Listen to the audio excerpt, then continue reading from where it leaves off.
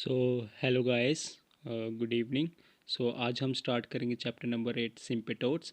इसमें क्या होता है कि अगर हमारे पास कोई, इसकी पहले इंट्रोडक्शन देखेंगे हम। अगर मेरे पास कोई कर्व है जो एक्स वाई वेरिएबल्स के साथ है और उसकी इक्वेशन है F x Y equals to zero, तो अगर उस इक्वेशन को हम सॉल्व करेंगे और उसको वाई की टर्म्स में, y in terms of x में सॉल्व करेंगे, मतलब कि जो वाई है वो एक्स वेरिएबल के साथ सोल्यूशन देगा। जैसे आप देख सकते हो एन तक दे सकता है, y equal to 5(1)x, y equal to 5(2)x, y equal to 5(n)x। जब इस इक्वेशन के इस तरीके के सोल्यूशन आएंगे तब हम कह सकते हैं कि ये जो कर्व है F x Y equals to zero, इसके पास एन ब्रांचेस आएंगी। Out of these N branches the curve may have a branch और a branches extending beyond the finite region. अब इन जो एन ब्रांचेस जो हैं, इसमें से हो सकता है कि कुछ ब्रांचेस या फिर एक ब्रांच ऐसी हो जो फाइनाइट रीजन से बाहर जाएं। जो ब्रांच फाइनाइट रीजन से बाहर जाती हैं या जो ब्रांचेस फाइनाइट रीजन के बाहर जाएंगी उसको हम बोलेंगे इनफाइनाइट ब्रांच। और उस इनफाइनाइट ब्रांच पे अगर हम कोई पॉइंट लेते हैं, जैसे कि पी एक्स वाई पॉइंट लेते हैं, तो अगर उस पी एक्स वाई का एटलीस्ट वन कोऑर्डिनेट, चाहे वो एक्स हो चाहे वो वाई हो, अगर वो इन्फिनिटी को अप्रोच करता है तो इसका मतलब पूरा का पूरा जो पी है वो इन्फिनिटी को अप्रोच करेगा और उसको हम लिख सकते हैं पी रोज टू इन्फिनिटी। अब इसको कैसे लिख सकते हैं वो मैं आपको बताता हूँ। जस्ट देखिए,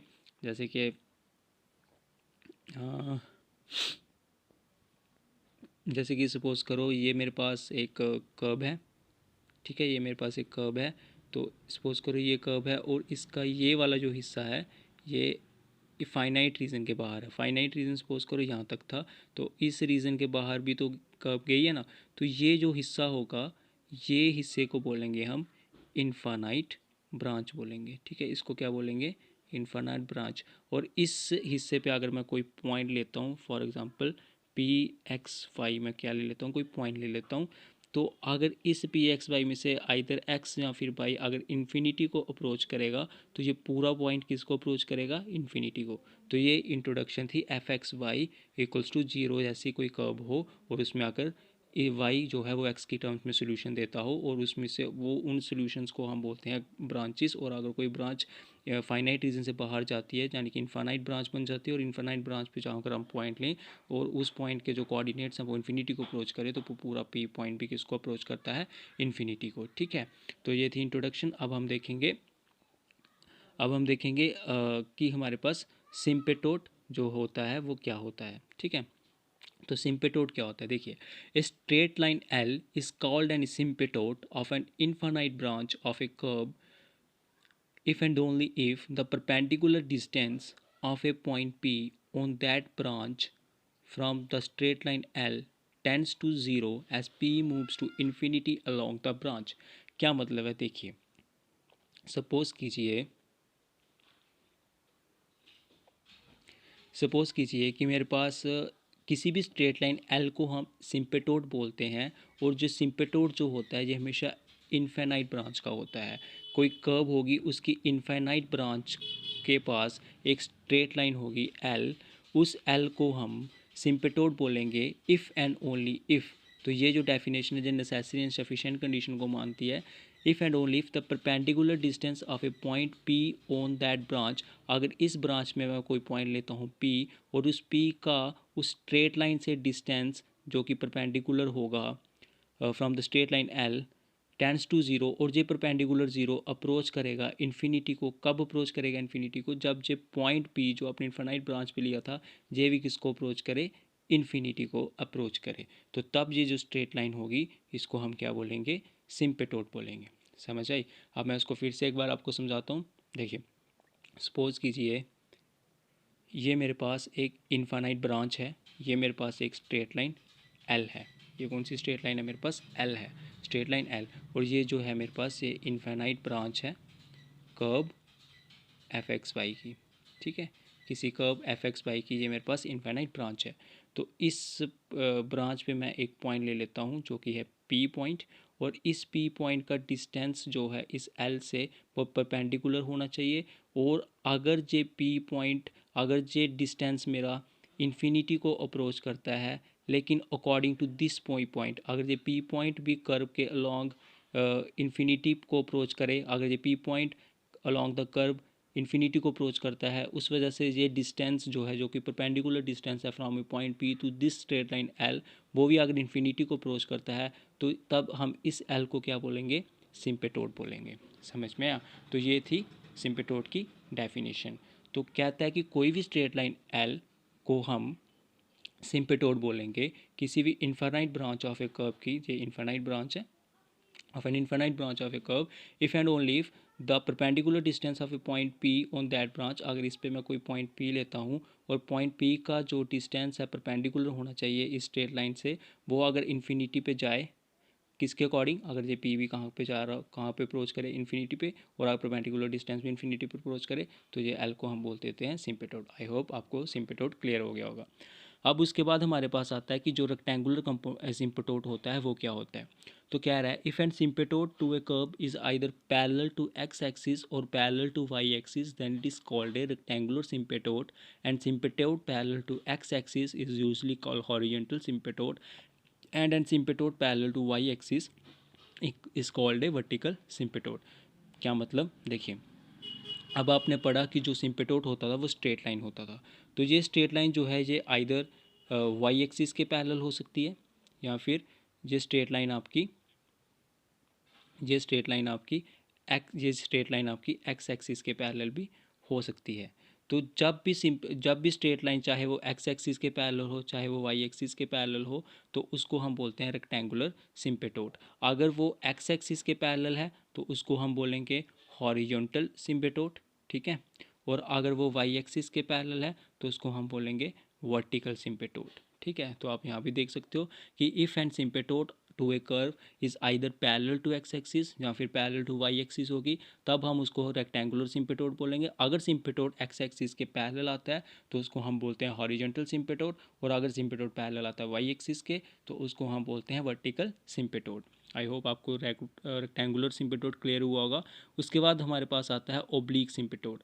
अगर कोई सिम्पेटोड ऐसा है जो ना ही पैरेलल है एक्स एक्सिस के और ना ही पैरेलल है वाई एक्सिस के, तो ऐसे सिम्पेटोड को हम क्या बोलेंगे, ओब्लिक सिम्पेटोड। जैसे कि देखिए, जैसे कि सपोज़ कीजिए ये मेरे पास स्ट्रेट लाइन होती है ना सिम्पेटोड, जो कुछ कंडीशंस को देखता था, वो कंडीशंस आप डेफिनेशन में चेक कर सकते हैं। ये भी तो स्ट्रेट लाइन है, पर ये स्ट्रेट लाइन ना ही पैरेलल है वाई एक्सिस के और ना ही पैरेलल है एक्स एक्सिस के, ठीक है। तो ऐसे सिम्पेटोड जो ना ही पैरेलल हो वाई एक्सिस के और ना ही पैरेलल हो एक्स एक्सिस के, तो ऐसे सिम्पेटोड जो होते हैं वो कौन से सिम्पेटोड होते हैं, ओब्लिक सिम्पेटोड। समझ में आई? ठीक है, तो ऐसे सिम्पेटोड्स को बोला जाता है ओब्लिक सिम्पेटोड। तो वही लिखा है कि an asymptote which is neither parallel to X axis nor parallel to Y axis, वैसे सिम्पेटोडों को बोला जाता है ओब्लिक सिम्पेटोड। नेक्स्ट टॉपिक हमारा है सिम्पेटोड पैरेलल टू द एक्सिस। तो सिम्पेटोड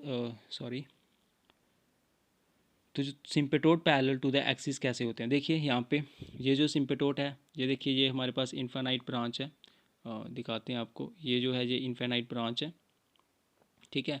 और यहाँ पे जो स्ट्रेट लाइन है ये सपोज करिए एल है, इन्होंने स्ट्रेट लाइन का नाम दिया एक्स इक्वल टू के, ठीक है।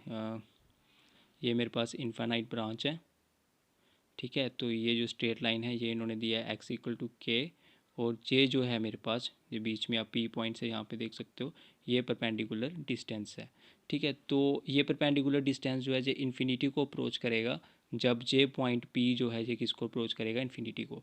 तो इसका मतलब ये जो स्ट्रेट लाइन है एक्स इक्वल टू के, ये मेरे पास क्या है, सिम्पेटोड है। तो ये सिम्पेटोड देखिए किसके पैरेलल आ रहा है, वाई एक्सिस के। तो ये स्ट्रेट लाइन पैरेलल है वाई एक्सिस के, तो इसका मतलब इसको बोलेंगे, ये जो स्ट्रेट लाइन होगी इसको बोलेंगे सिम्पेटोड पैरेलल टू वाई एक्सिस।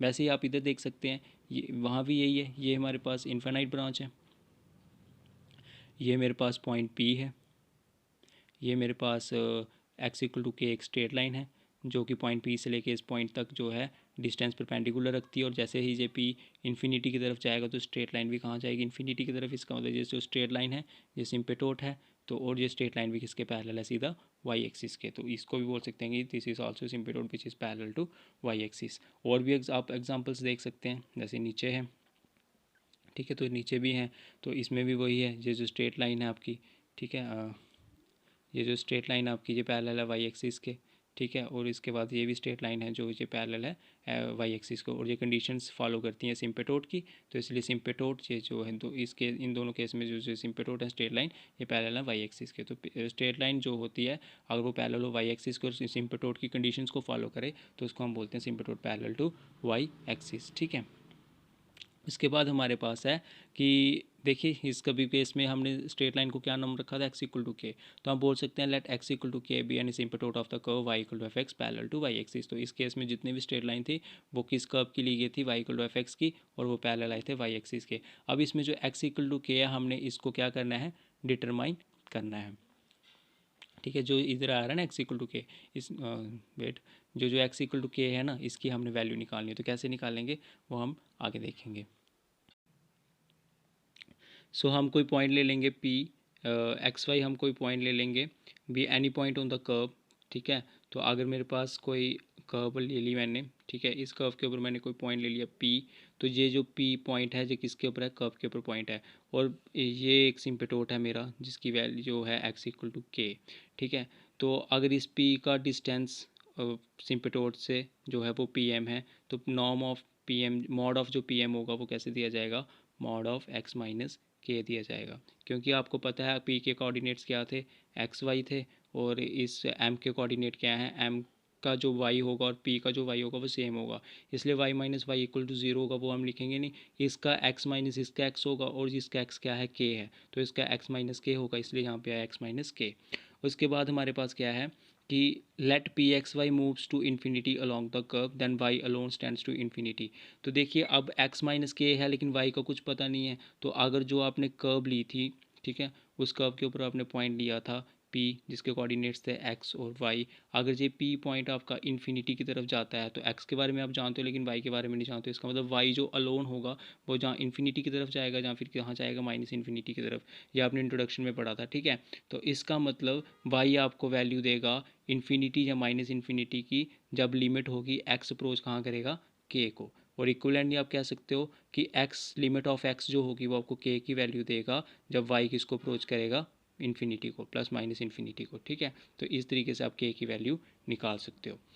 ठीक है, तो उसके बाद हमारे पास आता है कि केस फर्स्ट आता है, तो केस फर्स्ट में क्या है, लेट द, अगर जो हमारे पास कर्व्स थी, कर्व में हमने इंट्रोडक्शन में पहले ही पढ़ा था कि जो कर्व होती है वो एक्स वाई की टर्म्स में होती हैं। ठीक है, तो यहाँ पे अगर वाई और एक्स की टर्म में है और जो है वो कर्व जो है वो numerator of x upon denominator of x में है। ठीक है, किस में है, n x upon d x में, जहाँ पे जो एन एक्स है वो और डी एक्स हैं वो क्या है, आपके पॉलिनोमियल्स हैं, किस में, एक्स में, और इन दोनों के बीच में कोई भी कॉमन फैक्टर नहीं है। ठीक है, तो सपोज़ कीजिए कि डी एक्स आपका क्या था, पॉलिनॉमियल है। ठीक है, अगर डी एक्स आपका पॉलिनॉमियल है तो इसके कोई ना कोई फैक्टर्स होंगे, जब भी आप किसी पॉलिनॉमियल को ज़ीरो के इक्वल करते हो तो आपको एक्स के वैल्यूज़ मिलती हैं, और वो जो एक्स की वैल्यूज़ होती हैं उसको हम क्या बोलते हैं, रूट्स बोलते हैं। ठीक है, तो वैसे ही जब आपने डी एक्स को मान लिया कि वो ज़ीरो है क्योंकि ये पॉलिनॉमियल है, तो इसकी जो एक्स की वैल्यूज़ होंगी वो एक्स की वैल्यूज़ रूट होंगी डी एक्स की, कब होंगी, डी एक्स की, जब d x equals to zero होगा। ठीक है, तो देखिए जब d x equal to zero होगा तो जो एक्स की वैल्यू होगी वो हमने मान ली, लेट कर ली के वन के टू एसो वन टू करके के आर तक वैल्यूज हमें देगा एक्स, तो ये x equal to k one k two k r जो होगी ये रूट्स होंगी। ठीक है, d x equals to zero होगी, इसका मतलब जब डी एक्स जीरो को अप्रोच करेगा तो एक्स किसको अप्रोच करेगा, अपनी इन रूट्स को अप्रोच करेगा। तो आप कह सकते हो कि एक्स के वन को अप्रोच करेगा जब डी एक्स किसको अप्रोच करेगा, ज़ीरो को अप्रोच करेगा। उसके बाद आप कह सकते हो कि वाई अप्रोच करेगा इन्फिनिटी को S x approaches to k one. तो ये आपने कहाँ से लिया, देखिए अब आपने बोल दिया है कि डी एक्स किसको अप्रोच कर रहा है, ज़ीरो को, तो डी एक्स ज़ीरो को अप्रोच कर रहा है तो यहाँ पे डिनोमिनेटर में ज़ीरो आएगा, तो वाई जब डिनोमिनेटर में ज़ीरो हो तो वो टर्म क्या हो जाती है, इन्फिनिटी। तो इसका मतलब जब डी एक्स अप्रोच करेगा ज़ीरो को तो ये वाई किसको अप्रोच करेगा, इन्फिनिटी को। तो वही बोला गया है कि जब वाई अप्रोच करेगा इन्फिनिटी को तो डी एक्स अप्रोच करेगा ज़ीरो को, और डी एक्स कब अप्रोच करता है ज़ीरो को, जब एक्स अप्रोच करता है के वन को। तो आप कह सकते हो कि जो वाई है वो अप्रोच करता है इन्फिनिटी को जब एक्स किसको अप्रोच करता है, के वन को। ठीक है, तो बस आपने बोल दिया therefore x equal to k one is a vertical asymptote of the curve y equal to f x. इसका मतलब जो x equal to k one होगा वो क्या होगा, वर्टिकल सिम्पेटोड होगा curve y equal to f x का। क्यों होगा वर्टिकल सिम्पेटोड, क्योंकि आपने देखा था जैसे कि मैं आपको ऊपर दिखाता हूँ कि जैसे आपने देखा था कि एक्स आपको के देता है जब वाई अप्रोच करता है इन्फिनिटी को, वही चीज़ हुई है जैसे यहाँ पे कि जब एक्स आपको के1 दे रहा है जब वाई अप्रोच कर रहा है इन्फिनिटी को। और ये केस था आपका वर्टिकल सिम्पेटोड का, तो ये भी केस किसका होगा, वर्टिकल सिम्पेटोड का, जब एक्स इक्वल्स टू आपका क्या होगा, के1 होगा। ठीक है, उसके बाद हमारे पास आता है, तो अगर अगर आपने एक्स अप्रोचेस टू के1 लिया था, वैसे आप एक्स अप्रोचेस टू के2 ले सकते हो, के3 ले सकते हो, के आर तक ले सकते हो। तो इसी तरह से जो x equal to k two, x equal to के3, so on to x equal to k r, ये सारे के सारे क्या आएंगे आपके वर्टिकल सिम्पेटोड आएंगे, curve y equal to n x upon d x type की जो कर्व होगी। ठीक है, उसके बाद आपके पास आता है तो अब आपको पता है, तो इस वजह से जब हमारे पास कोई रूट्स होती हैं, तो रूट्स जब इस साइड आती हैं तो वो बन जाता है x-k1, x-k1 बन जाता है। ठीक है, तो x-k2 बन जाएगा, x-k3, ये सारे के सारे क्या हो जाएंगे, फैक्टर्स हो जाएंगे dx के। ठीक है, तो linear factor of dx equated to zero determine the vertical, इसका मतलब जब इन फैक्टर्स को हम जीरो पुट करते हैं तो ये फैक्टर्स जो होते हैं ये हमें k की वैल्यू बता देते हैं या फिर वर्टिकल सिम्पेटोड दे देते हैं। ठीक है, सेकंड केस में क्या होता है कि अगर आपकी equation of the curve n x upon d x की फॉर्म की नहीं है, तो तब हम क्या करते हैं, इक्वेशन ऑफ द कर्व को हम डिसेंडिंग पावर ऑफ वाई में लिखते हैं। तो डिसेंडिंग पावर ऑफ वाई की पावर्स क्या होंगी, कम होंगी। तो पहले वाई एन होगा, फिर वाई एन माइनस वन होगा, इस तरीके से हम डिसेंडिंग पावर लास्ट में आएगा वन माइनस वन, यानी कि y raise to power zero जो वन होगा, तो लास्ट में बचेगा फाई एन एक्स। ठीक है, तो ये हमारे पास ये तब होता है जब हमारे पास वो वाई है वो n x upon d x की फॉर्म का ना हो। ठीक, तो वाई जब हमारे पास n x upon d x form का नहीं होगा, तो तब हम क्या करेंगे, इस वाई, तब हम इक्वेशन ऑफ द कर्व को अरेंज करेंगे इन डिसेंडिंग पावर्स, जो कि यहाँ पे आप देख सकते हो। तो यहाँ पे जो फाइव एक्स हैं, फाइव वन एक्स हैं, ये क्या है, ये पॉलिनॉमियल्स होंगे एक्स की टर्म्स में। ठीक है, अब इसके बाद क्या होगा आपका, फिर हम क्या करेंगे, इस इक्वेशन को हम मान लेते हैं फर्स्ट इक्वेशन, क्या मान लेते हैं, इस इक्वेशन को हम फर्स्ट मान लेते हैं। तो अगर हम इस फर्स्ट इक्वेशन को डिवाइड कर दें वाई एन से, तो यहाँ से वाई एन डिवाइड होगा, तो पूरा वाई एन कैंसिल हो जाएगा, सिर्फ आपका क्या बचेगा, फाइव एक्स बचेगा। यहाँ पे जब वाई एन डिवाइड करोगे तो वाई एन जब ऊपर जाएगा तो माइनस वाई एन होगा, तो आपकी पावर्स ऐड होंगी, यानी कि उसकी पावर एन माइनस वन है, तो ऊपर जाएगा तो माइनस एन हो जाएगा, ये माइनस एन और एन कैंसिल होगा तो क्या बचेगा, माइनस वन बचेगा। तो वाई की पावर माइनस वन बचेगा, तो जिसको आप लिख सकते हो वन अपॉन वाई, तो इसलिए यहाँ पे बचा वन पॉइंट वाई और साथ में फाइव वन एक्स वैसे ही रहेगा। ठीक है, वैसे आप फाइव एन एक्स है तो आपका नीचे वाई एन से डिवाइड करे थे तो वो वाई एन नीचे ही रहेगा और फाइव एन एक्स वैसे ही रहेगा और आगे इक्वल्स टू जीरो वैसे ही रहा। ठीक है, और हमें ऑलरेडी पता है कि लिमिट अगर y approach to plus minus infinity जो एक्स इक्वल्स टू क्या देता है, के, ये हमने ऊपर पढ़ लिया था। तो there for proceeding to the limit second gives five k equal to zero. अब यहाँ पे क्या हो रहा है, देखिए, वेट करना थोड़ा। तो अब हमारा यहाँ पे क्या हो रहा है कि यहाँ पे ये बोल रहा है कि फाइव एक्स जो है वो किसके इक्वल है, ज़ीरो। जब ये वाली लिमिट का हम यूज़ करेंगे इस इक्वेशन में, तो हमारे पास फाइव एक्स क्या, फाइव के जो होगा वो क्या आएगा, ज़ीरो आएगा। तो कैसे आएगा, देखिए, लिमिट जो है वो वाई किस पे अप्रोच करता है, इन्फिनिटी पे, प्लस माइनस इन्फिनिटी पे। तो यहाँ पे वाई अप्रोच करेगा इन्फिनिटी पे, यहाँ पे वाई अप्रोच करेगा इन्फिनिटी का स्केयर इन्फिनिटी होता है, तो y infinity power and infinity रहेगा। तो ये वन अपॉन इन्फिनिटी बन जाएंगे सारे, क्या बन जाएंगे, वन अपॉन इन्फिनिटी। तो वन अपॉन इन्फिनिटी आपको पता है जीरो होता है, तो ये भी क्या हो जाएगा, जीरो, और ये भी क्या हो जाएगा, जीरो। तो ये पूरा का पूरा जितना भी फैक्टर है ये क्या बन जाएगा आपका, जीरो बन जाएगा। तो आपका फाइव एक्स बचेगा और इक्वल्स टू जीरो बचेगा, और एक्स किस पे जा रहा था, और ठीक है, जो सारा जीरो हो जाएगा और इक्वल्स टू जीरो बचेगा और फाइव एक्स बचेगा। तो एक फाइव एक्स बचा और इक्वल्स टू जीरो बचा। और तब जब वाई अप्रोच टू इन्फिनिटी आपने इन सब पे लगाया तो आपका एक्स अब क्या था, के था, तो यहाँ पे फाइव के क्या आ जाएगा, जीरो। तो वही यहाँ पे बोला है कि फाइव के क्या आ गया आपका, जीरो आ गया। उसके बाद आपका विच शोज दैट, और देखिए एक्स की वैल्यू के यूज़ करने पे आपको जीरो मिला है, इसका मतलब के क्या होगी आपकी, के जो होगा वो क्या होगा आपका, रूट होगा five x equal to zero का। तो सपोज मान लेते हैं कि इस five x equals to zero की हमारे पास के रूट नहीं है बल्कि एन रूट्स हैं, वो होंगे के वन के टू और के एन, इसकी एन रूट्स हैं five x equals to zero की। उसके बाद तो vertical asymptote are given by, और हमने ऊपर पढ़ा था कि vertical asymptote x equals to k की फॉर्म्स में होते हैं, जो उसके रूट्स होते हैं, तो रूट्स कितनी है, के वन के टू और के एन है। तो इसका मतलब जो वर्टिकल सिम्पोटोट्स होंगे वो क्या होंगे, x equal to k one, x equal to k two, so to x equal to k n, वही लिखा गया है कि यहाँ पे जो वर्टिकल सिम्पोटोट्स होंगे वो ये होंगे। ठीक है, और आपको पता है कि अगर कोई रूट होती है, सपोज करो x equal to two, x equal to 2 है तो एक्स माइनस 2 क्या होगा, हमारे पास फैक्टर होता है। वैसे अगर एक्स इक्वल टू यहाँ पे K1, x equal to K2, x equal to Kn है तो हमारे पास फैक्टर्स क्या हो जाएंगे, x minus K1, x minus 2 और एक्स माइनस Kn, जो सारे लीनियर फैक्टर्स हो जाएंगे। ठीक है, और ये जो होंगे वर्टिकल सिंपटोड्स के फैक्टर होंगे। ठीक है, उसके बाद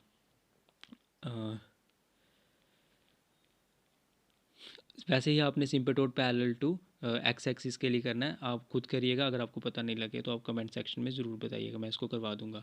ठीक है, उसके बाद हम कुछ रूल्स होते हैं सिंपेटोड को फाइंड करने के। पहला, अगर कोई सिंपेटोड है हमारे पास जो कि पैरेलल है एक्स एक्सिस के, तो उसको कैसे फाइंड करना है वो हम देखते हैं।